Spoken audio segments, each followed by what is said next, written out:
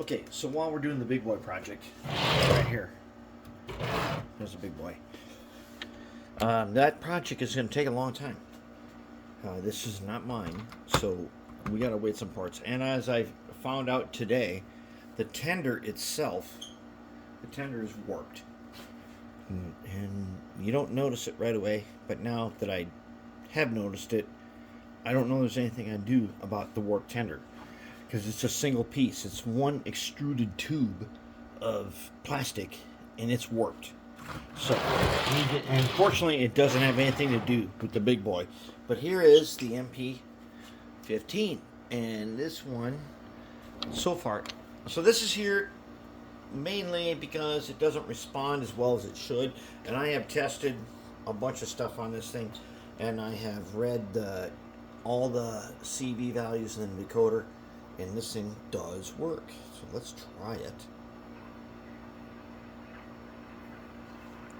And it should power up. Here we go.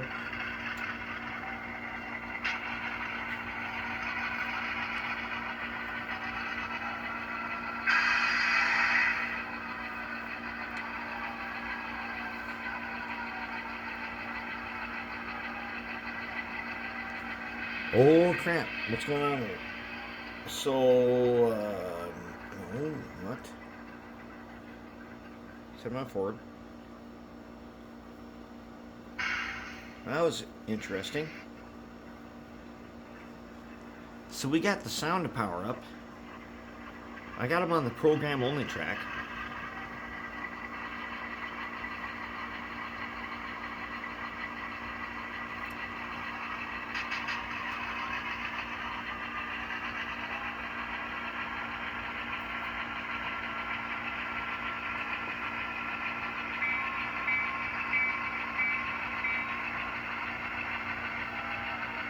Okay, so that was weird. I could not switch directions immediately.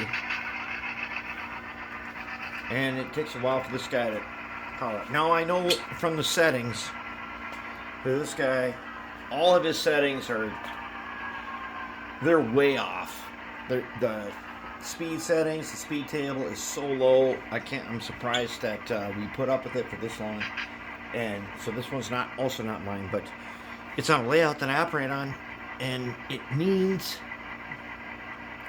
it's not really ready to do its job as a switching locomotive. So what we got to do is we got to break it down. We got to clean it all up, get them back in operating condition, and otherwise everything. The decoder works great, but the decoder settings are not good.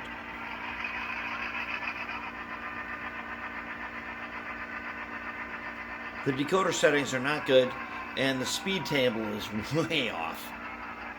We'll fix that. So this guy's going to get broke down in a little bit, and then we're going to clean them all up, and then we're going to be putting them back together, and then we should be good to go. But otherwise, love this locomotive. This guy's a great locomotive.